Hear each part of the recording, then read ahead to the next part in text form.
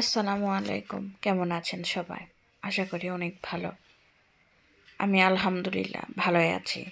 তবে মনটা অনেক খারাপ। বাচ্চা হঠাৎ খুব অসুস্থ হয়ে পড়েছে।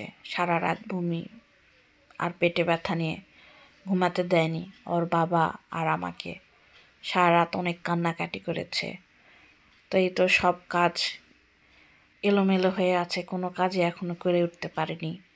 যেহেতু সারা রাত ঘুম হয়নি, তাই উঠতে অনেক দেরি করে ফেলেছি। তো আস্তে আস্তে সব কাজ করে নেব। শুধু চিন্তায় আছি একটাই, যে মোটা ভারী কম্বলটা কি করে ধোবো। এদিকে ড্রয়িং রুমটা একটু গুছিয়ে নিলাম। তো তারপর দেখি বড় মেয়ের ঘরে কাপড়ের পিল হয়ে আছে। কয়েকদিন থেকে এত কাপড় বের হচ্ছে ঠান্ডার কারণে, সব কাপড় গোছাতেও পারিনি। তো বাচ্চাকে নিয়ে সারা রাত ঘুমাতে পারিনি, তাই কাজ করতেও আজকে দেরি হয়ে যাবে।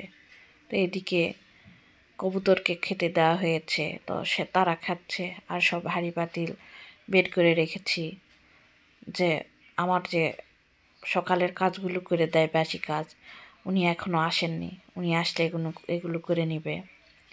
আর এই তো কবুতর পাললে এক জ্বালা, যেখানে সেখানে পায়খানা করে বিশ্রী অবস্থা করে রেখেছে।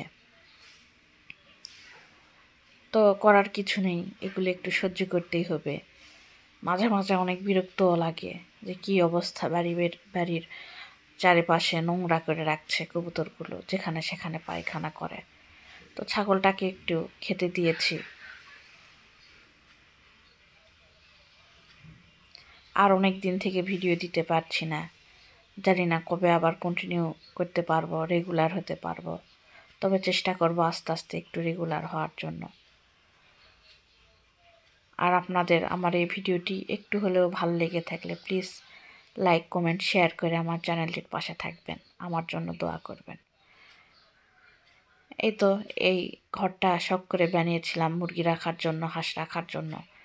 তো হাঁস মুরগি আর এখন পালা হচ্ছে না, তো এখানে ছাগলটাই রেখে দেই।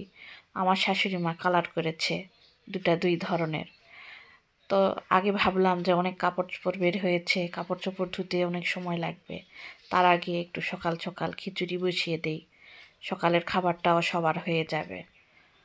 বাচ্চাও এদিকে কান্নাকাটি করছে, কোনো কাজ করতে দিচ্ছে না ঠিক মতো। তো এগুলো সব কিছু জোগাড়পাতি করে নিয়েছি, ধোয়া ধাই কোটাকুটি করে নিয়েছি। খিচুড়ি এখন বসিয়ে দেব।